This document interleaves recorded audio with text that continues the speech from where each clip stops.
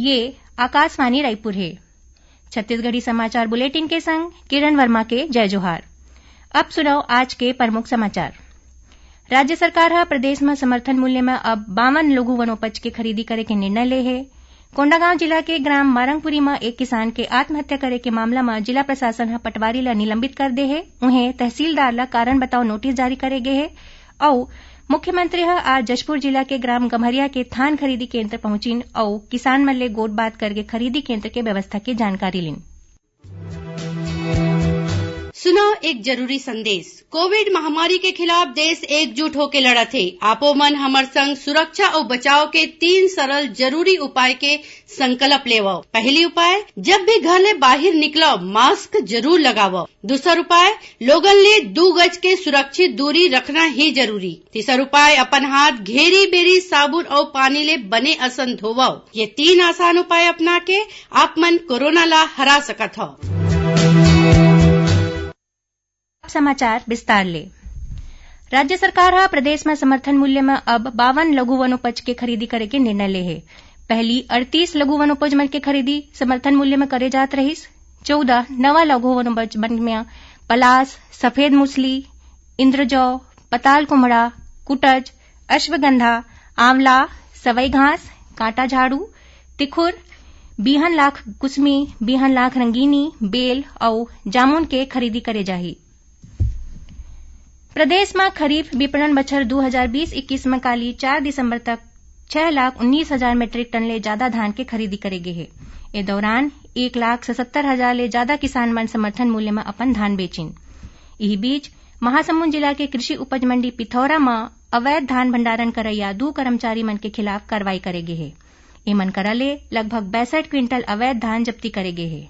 जानबा के मुताबिक मुढ़ीपार चौक पिथौरा और ग्राम लारीपुर में 2 लोगन मन के यहाँ छापा मारे गिस, जिहां ले अवैध रूप ले भंडारित धान करेगे धान ल जब्ती करेगिस। उन्हें जिला के सरकटा सोसाइटी में नया पारा के बजाय पटपर पाली में धान खरीदी केंद्र बनाए ले नाराज किसान मन राष्ट्रीय राजमार्ग क्रमांक 53 में मुढ़ीपार चौक तीर चक्का जाम करीन। एकर पहली 1 दिसंबर के किसान मन हा सोसाइटी में घलोक तालाबंदी कर चुके हैं। फिर ओमन के मांग में अब तक कोनो सुनवाई नहीं हुई है। ओती सरगुजा जिला में लखनपुर विकासखंड के धान खरीदी केंद्र में एक जिन बिचौलिया डाहा ले अवैध रूप ले धान बेचे के प्रयास करे जात रहीस। इस दौरान निरीक्षण करैया टीम हा ओखर तीर ले 270 बोरी धान जब्ती करके समिति प्रबंधक ल सौंपिन। कोंडागांव जिला के तहसील बड़े राजपुर के ग्राम मारंगपुरी में एक किसान के आत्महत्या करे के मामला में जिला प्रशासन हा पटवारी ला निलंबित कर दे है। उन्हें तहसीलदार ला कारण बताओ नोटिस जारी करेगे है। इस संबंध में जिला प्रशासन हा अनुविभागीय अधिकारी करा जांच रिपोर्ट मांग रहीस, जेमा बताया गया है कि मृतक किसान के लड़का के 2 बछर पहली मौत हो गई रहीस, जेकर कारण ओह अवसाद में रहीस। उन्हें तहसीलदार डाहा ले जांच प्रतिवेदन में पाया गिस कि मृतक किसान हा 2.5 हेक्टेयर ले ज्यादा कृषि भूमि में धान के फसल लगाए रहीस, लेकिन गलती ले सरकारी रिकॉर्ड में कम भूमि में धान के फसल के प्रविष्टि हो गई रहीस, जेकर कारण ओह मानसिक रूप ले परेशान रहीस। एहू बात है कि मृतक किसान हा प्रशासन ला एकर कोनो सूचना नहीं दे रहीस। प्रशासन हा ए मामला में पटवारी ला लापरवाही बरते के कारण निलंबित कर दे है। छत्तीसगढ़ विधानसभा के शीतकालीन सत्र अवैया 21 दिसंबर ले शुरू होही। ये सत्र 30 दिसंबर तक चलही।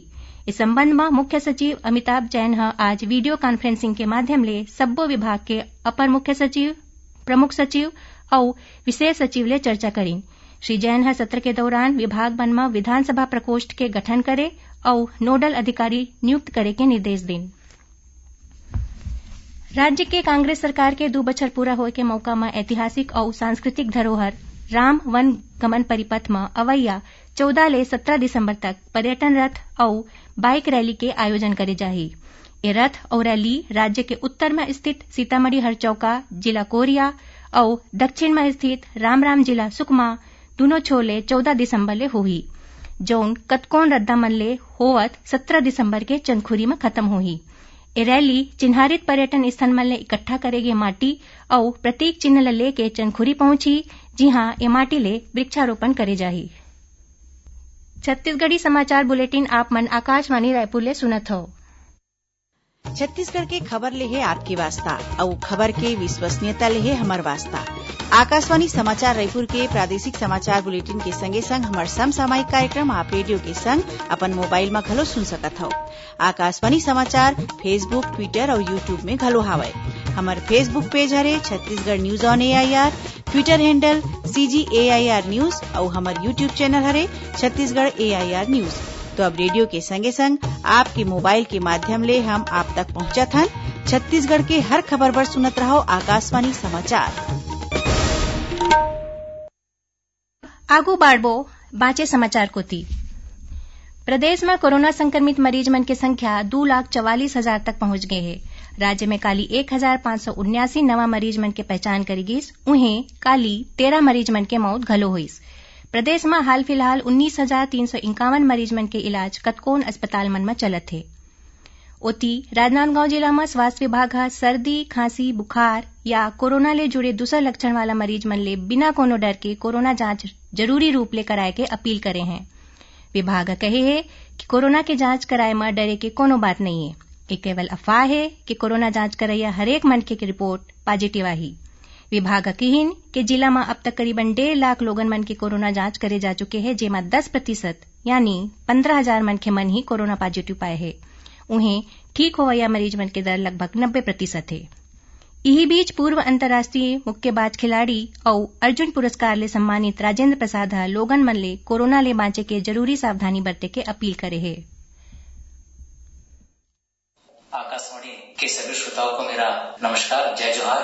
प्रधानमंत्री श्री नरेंद्र मोदी जी ने महामारी की संकट को रोकने के लिए 3 चीजों को करने का आह्वान किया है। मेरा आप लोगों से निवेदन है, अब जब भी घर से निकलें तो मास्क अवश्य मुंह में लगाएं। जब भी भीड़ में निकलें सामाजिक दूरी बना के रखें। किसी जरूरी काम से बाहर जाने के पश्चात घर पे आए तो अवश्य अच्छे से हाथ धोएं और लोगों को भी जागरूक करें। इस तीनों उपाय करने से आप खुद को भी बचा पाएंगे और देश की जनता को भी बचा पाएंगे। जब तक दवाई नहीं तब तक ढिलाई नहीं।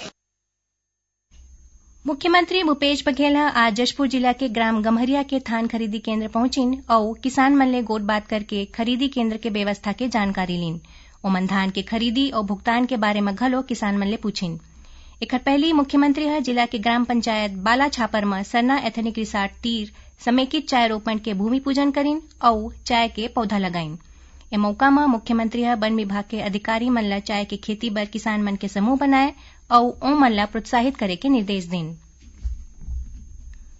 सीमा सुरक्षा बल BSF अपन 56वां स्थापना दिवस मनावत है। यही कड़ी में आज गृह मंत्री ताम्रध्वज साहू राजधानी रायपुर तीर माना में राखेगी कार्यक्रम में शामिल हुईन। ए मौका में गृह मंत्री BSF के जवान मन ला उखर राष्ट्र सेवा और समर्पण खातिर नमन करत किहिन कि BSF ला भारतीय क्षेत्र मन के रक्षा के पहली दीवार कहे जाथे। ओमन किहिन कि BSF ऊपर देश ला गर्व है। छत्तीसगढ़ में घलो माओवादी विरोधी अभियान में BSF के अहम भूमिका हवे। कोरोना संक्रमण के सेती पाछू 8 महीना ले ज्यादा समय ले बंद अंबिकापुर जबलपुर एक्सप्रेस ट्रेन आज ले चालू हो गए है। ये ट्रेन आज मझनिया 12:50 में मदन महल के बजाय जबलपुर स्टेशन ने रवाना हुईस, जौन रतिहा 11 बजे अंबिकापुर पहुंची।